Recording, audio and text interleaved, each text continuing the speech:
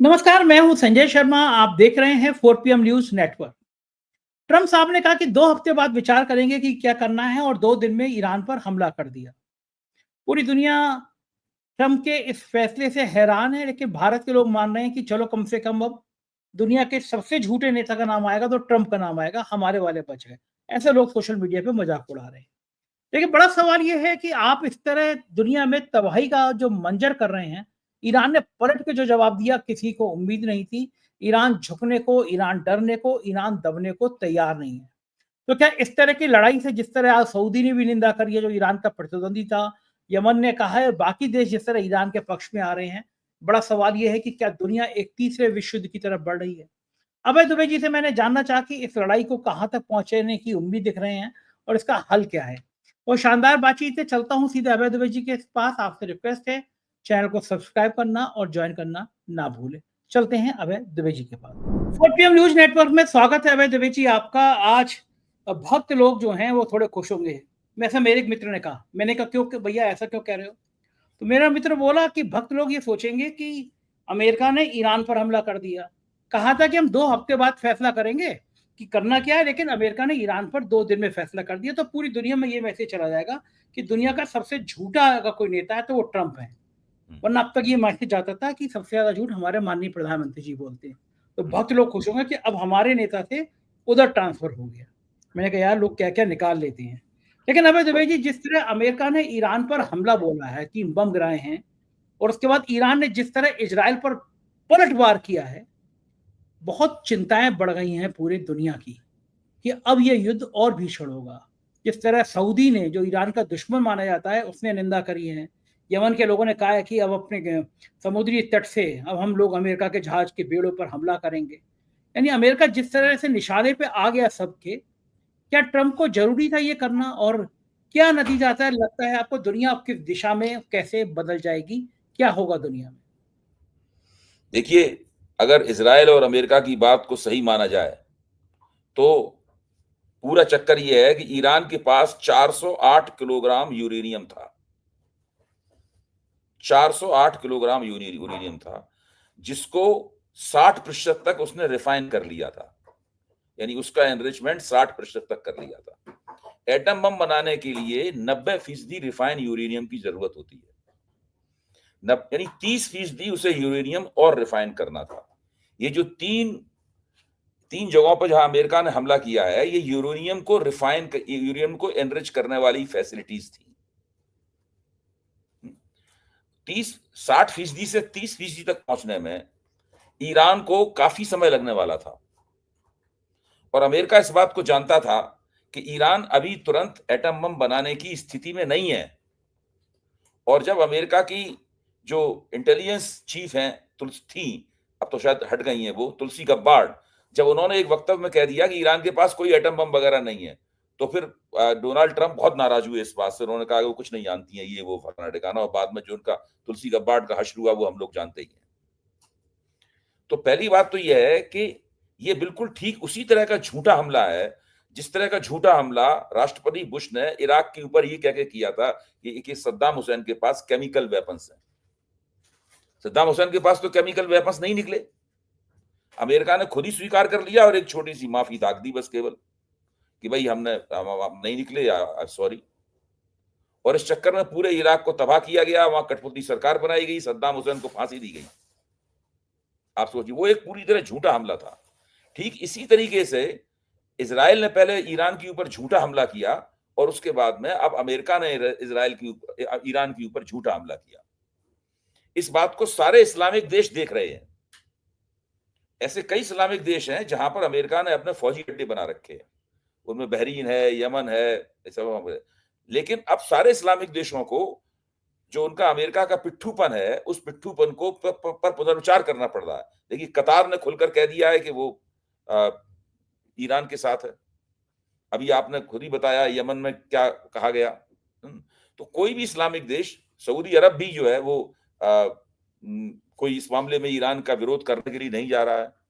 अब तो इस युद्ध को अगर और भड़कना है तो केवल एक ही तरीके से युद्ध भड़क सकता है कि ईरान मध्य पूर्व में जो अमेरिकी फौजी अड्डे हैं, उन फौजी अड्डों में से किसी एक के ऊपर मिसाइल मार के उनको ध्वस्त कर दे।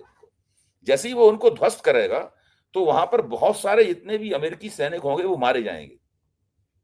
मैं कोई ऐसी इच्छा नहीं व्यक्त कर रहा हूं अमेरिकी सैनिक मारे जाएं, मैं तो युद्ध के खिलाफ हूं, मतलब मैं स्पष्ट कर दूं, ना आप चाहते हैं कि कोई सैनिक किसी तरफ का मारा जाए। युद्ध चल रहा है तो हमें विश्लेषण तो करना होगा। जैसे ही देखिए, पूरे मध्य पूर्व में तकरीबन एक मोटे अंदाज के अनुसार करीबन 68,000 अमेरिकी सैनिक तैनात हैं मध्य पूर्व में, बहुत सारे विमानों और फौजी साज सामान के साथ।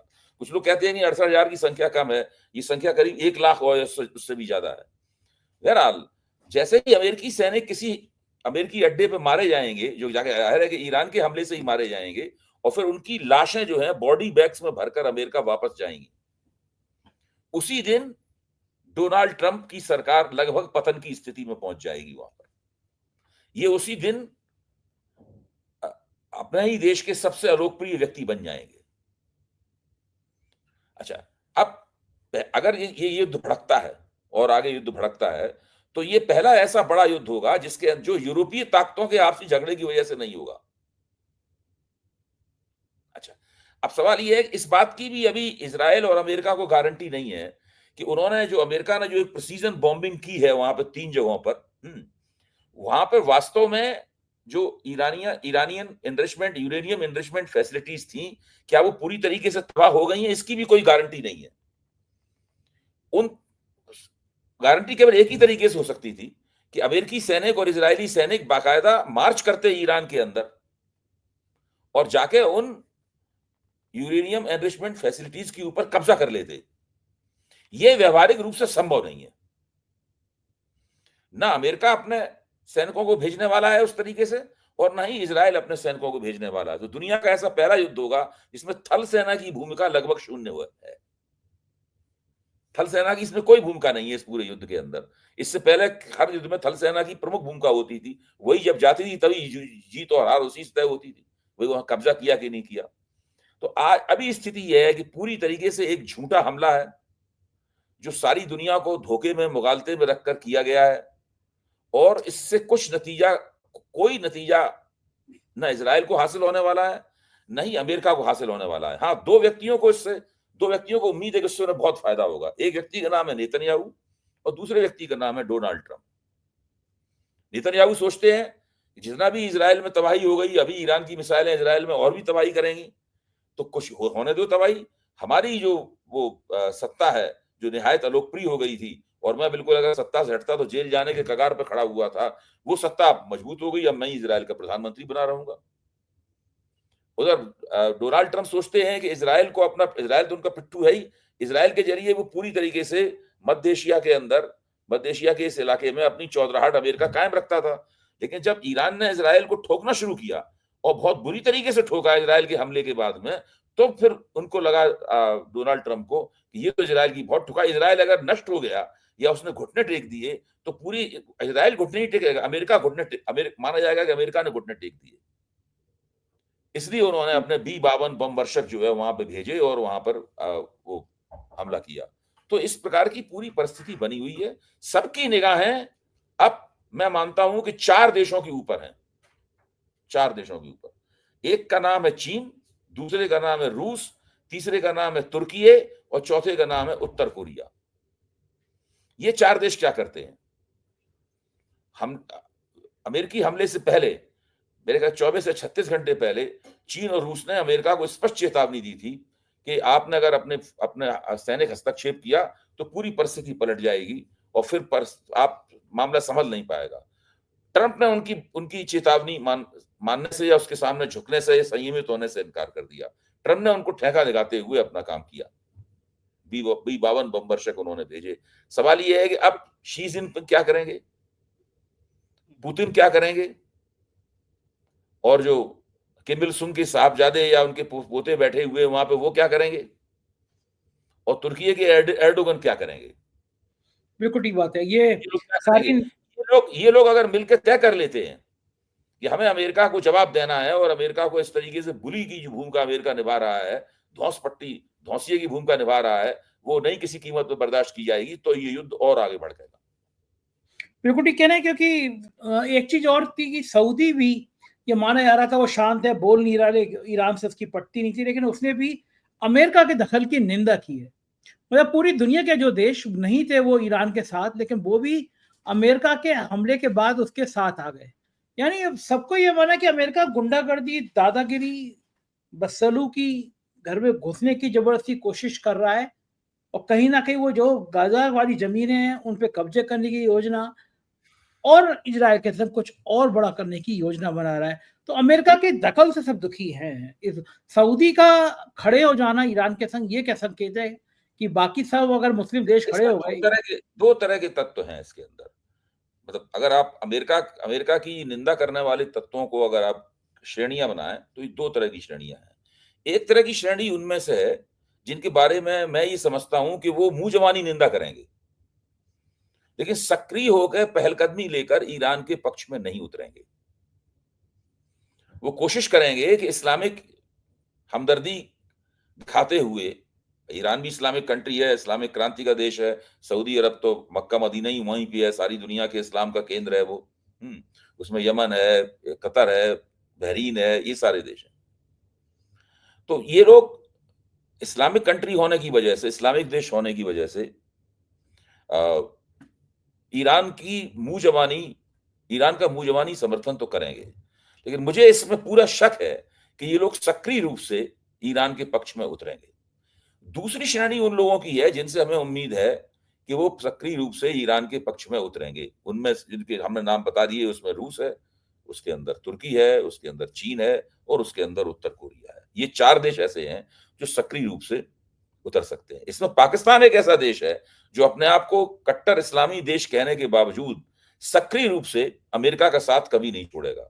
वो अमेरिका के पक्ष में बना रहेगा। भारत जो कि इस्लामिक देश नहीं है, भारत जो कि लोकतांत्रिक देश है, उसकी स्थिति यह है कि वो पूरी तरीके से अमेरिका और इजराइल के पक्ष में खड़ा हुआ है। इजराइल का भारत सरकार समर्थन कर चुकी है और ट्रंप और अमेरिका की आलोचना या निंदा करने के लिए मोदी जी ने उसके ऊपर प्रतिबंध लगा दिया है कि कोई उनकी निंदा आलोचना नहीं कर सकता नाम लेकर। अगर उनकी किसी बात का विरोध भी करना है तो विरोध कर दीजिए, लेकिन ना अमेरिका का उसमें नाम आता है ना उसमें ट्रंप का नाम आता है।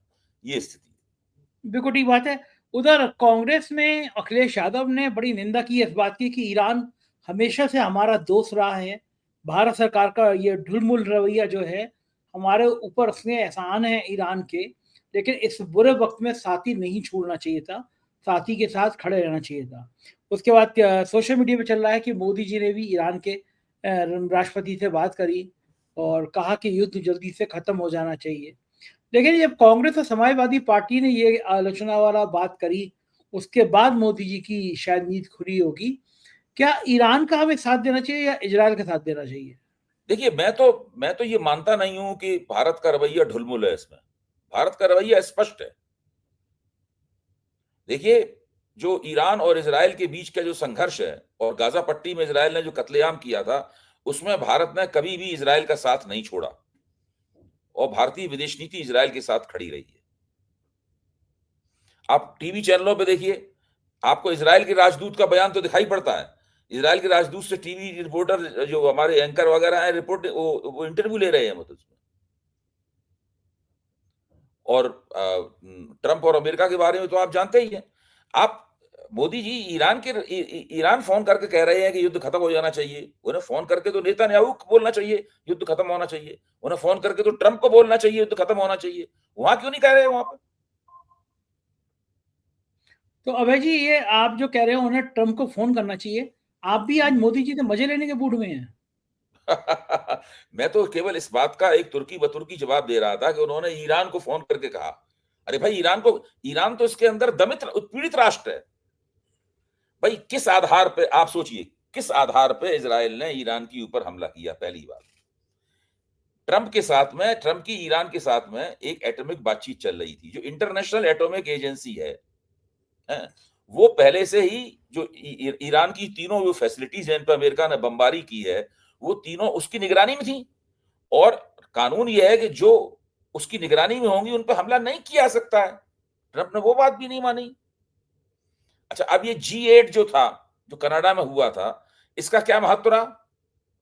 भाई, G8 बना ही इसीलिए था 1975 में कि जो देश दुनिया के 7 बड़े देश हैं, ये लोग मिलजुल कर आपस में हर चीज के ऊपर मिलजुल कर फैसला करेंगे। हैं? ट्रंप बीच में चले आए G8 से आकर और उसके 24 घंटे बाद उन्होंने हमला कर दिया। क्या उन्होंने G8 से पूछा था? G8 में पूछा था कि भाई हम ईरान के ऊपर हमला करना चाहते हैं, करें कि ना करें? तो G8 का भी कोई महत्व समाप्त हो गया। संयुक्त राष्ट्र का कोई महत्व जो इंटरनेशनल एटॉमिक एजेंसी है उसका भी महत्व अमेरिका ने समाप्त कर दिया। ये तो खुली खुली दादागिरी और खुली गुंडागर्दी है। अब वो और देखिए, एक दिन पहले कहते हैं ट्रंप, एक दिन कहते हैं कि इजराइल के पास वो क्षमता नहीं है कि जो उसके जो भूमिगत एटमी ठिकाने हैं ईरान के, उनको तबाह कर सकें। तो उसी से लगने लगा था कि ये अब अपनी क्षमता का प्रदर्शन करेंगे और उन्होंने तुरंत उसके 24 घंटे बाद अपनी क्षमता का प्रदर्शन कर दिया। ये बात तो ठीक है, लेकिन मेरे को ये बात समझ में नहीं आती कि कोई देश परमाणु हथियार बनाए, ये कौन तय करेगा? भाई आपने बना लिया, भारत ने बना लिया, पाकिस्तान ने बना लिया, अमेरिका ने बना लिया, लेकिन अगर बाकी राष्ट्र बना रहे हैं तो फिर आप कैसे रोक सकते हैं? या तो अभी अब ये घोषणा करो दुनिया के सामने कि हम भी अपने परमाणु बम खत्म कर रहे हैं, दफन कर रहे हैं। इसी जो सवाल आपने उठाया था, इस सवाल का जवाब देने के लिए इन्होंने एक देता नाम की देता नाम की एक थ्योरी निकाली है और डिटरेंस नाम की एक थ्योरी निकाली है इन्होंने। मतलब यह है कि अगर दो देश, अब अमेरिका के पास एटम बम है, रूस के पास भी एटम बम है, चीन के पास भी एटम बम है, भारत के पास भी एटम बम है, फ्रांस के पास भी एटम बम है, ब्रिटेन के पास भी एटम बम है और पाकिस्तान के पास भी एटम बम है। अब ये लोग पूरी कोशिश ही कर रहे हैं कि किसी और के पास एटम बम ना आने पाए। पूरा हथकंडा यहां पे है कि किसी और के पास एटम बम ना आने पाए, ताकि इस्लामिक देशों में मध्य पूर्व है, मध्य पूर्व के अंदर कोई ऐसा देश न खड़ा होना पाए जिसके पास एटॉमिक क्षमता हो। पूरी इनकी इस बात की कोशिश है। अमेरिका दुनिया का सेल्फ अपॉइंटेड स्वनियुक्त चौधरी है, उसने अपने आप को चौधरी की पोजीशन में नियुक्त कर लिया है। वो हर जगह इस बात तय करता है। आप सोचिए ना, यही अमेरिका अभी 10 दिन पहले इजराइल के ईरान पे हमले से पहले ईरान के साथ समझौता वार्ता कर रहा था इसी सवाल के ऊपर। इजराइल ने हमला कर दिया, हमले की वजह से समझौता वार्ता टूट गई। अब उसी का बहाना लेकर उन्होंने उसके ऊपर अमेरिका चढ़ दौड़ा उसके ऊपर। इससे बड़ी गुंडागर्दी क्या हो सकती? ये बात है, ये भारत इतना ढुलमुल क्यों रहता है? मतलब मोदी जी को क्यों लगता है एक पक्ष लो, अगर तुम्हें इजराइल का लेना ही है तो फिर ईरान के राष्ट्रपति को फोन क्यों कर रहे हो? जो भक्त खुश हो जा रहे हैं कि साहब ईरान की पिटाई हो रही है, ईरान की पिटाई हो रही है। आप देखो ना, वो सारे भक्त जो मंडली है, मतलब मैं तो कहता हूँ दिमाग में गोबर भर गया, उनको ये नहीं पता वो कि साहब अमेरिका ने ईरान के न्यूक्लियर पे ताकत जो बना रहा था हमला कर दिया, लीकेज हो गया उस पे। उनको ये नहीं पता अगर वो लीक हो गया वहां पे परमाणु शक्ति केंद्र पे जहाँ पे कुछ लीकेज हुआ, उसका नुकसान क्या सिर्फ ईरान तक ही सीमित हो जाएगा, उससे आगे नहीं जाएगा। नहीं, ये भक्त लोग ये नहीं देख रहे हैं कि अमेरिका ने इसमें एक नजीर पेश की है। अमेरिका जिस देश से नाराज होगा, जिसे अपने हितों के विपरीत मानता होगा, जहां से उसका झगड़ा होगा, वो वहां के एटॉमिक ठिकानों पे बमबारी कर देगा। अमेरिका भारत के एटॉमिक ठिकानों पे भी बमबारी कर सकता है। ये तो सीधी बात है। अमेरिका कहेगा देखिए आपने हमारी बात नहीं मानी तो हम ईरान की तरह आपके साथ कर देंगे। देखिए, जब इंदिरा गांधी के नेतृत्व में पोखरण में विस्फोट किया गया और भारत एटमी ताकत बनाने की तरफ बढ़ा, तब अमेरिका ने भारत के खिलाफ बहुत सारे प्रतिबंध लगा दिए थे। ईरान के ऊपर भी बहुत लंबे अरसे से प्रतिबंध लगे हुए हैं। ईरान उन प्रतिबंधों से नहीं झुका, ना भारत उन प्रतिबंधों से झुका। अब ट्रंप जो है उस मुकाम तक पहुंच गए हैं जब प्रतिबंधों की बजाय बम वर्षक भेजे जाएंगे। तो ये बम वर्षक तो किसी भी देश के खिलाफ भेजे जा सकते हैं। ये तो एक तरह का नया उदाहरण, नई नजीर उन्होंने पेश कर दी है। इस बात से सबको डर जाना चाहिए। अच्छा, ये जब ट्रंप राष्ट्रपति बने थे तो ट्रंप एक पुराने किस्म के साम्राज्यवादी रंग रुतबे की स्थापना करना चाहते थे। इसीलिए ट्रंप कहते थे कि हम ग्रीनलैंड ले लेंगे, डेनमार्क से हम ग्रीनलैंड छीन लेंगे। कभी कहते थे कि हम पनामा नहर प्राप्त कर लेंगे। कभी कहते थे कनाडा को अपने देश का एक प्रदेश बना लेंगे। तो ये पुराने किस्म का जो साम्राज्यवाद था, जिसमें दूसरे देशों के ऊपर कब्जा किया जाता था, उस प्रकार का रवैया था। और उसी रवैये की पुष्टि करते हुए ट्रंप ने ये कदम उठाया है। अच्छा, आपको क्या लगता है कि भारत को क्या करना चाहिए? अगर आप मोदी जी की जगह होते, आप क्या करते? मेरा कहना है कि भारत को उसमें स्पष्ट रूप से इज़राइल को ज़िम्मेदार ठहराना चाहिए कि नेतन्याहू की इस गड़बड़ियों के कारण जो ईरान के ऊपर जो हमला किया है, इवन ये बात अगर गाज़ा पट्टी के वक़्त ही हो जाती, जब गाज़ा पे हमला किया था इज़राइल ने, तभी अगर भारत जैसे देश उसके विरोध में खड़े हो जाते, तो ईरान पे हमले की नौबत ही नहीं आती। अगर भारत जैसे देशों ने, जब ट्रंप ने ये दावा किया कि उसने भारत और पाकिस्तान के बीच में संघर्ष विराम कराया, उसी वक़्त भारत ने उनको अगर कड़ा जवाब न दे दिया होता, तो फिर ट्रंप भारत का जो मौन, तथाकथित मौन है, उसको अपने लिए सहमति के रूप में न देखते। हाँ, क्योंकि बिल्कुल ठीक बात की। ऐसा उन्होंने कुछ किया नहीं, इसीलिए उसने भारत के रुख जी, किया, उसे कोई परवाह नहीं है। बिल्कुल ठीक कह रहे हैं कि अभय जी कि भारत की ढुलमुल जो नीति है, ये भारत की छवि को अंतर्राष्ट्रीय स्तर पर बहुत धुंधला कर रही है। बहुत-बहुत शुक्रिया अभय जी, आज मुझे आपने समय दिया। Thank you sir. तो ये थे अभय दुबे जी, आपने पूरी बातचीत सुनी। बहुत-बहुत शानदार तर्क थे। मुझे उम्मीद है कि आज की बातचीत आपको पसंद आई होगी। अपने प्यार भरे कमेंट से व्यक्त कराइएगा। शुक्रिया, थैंक यू।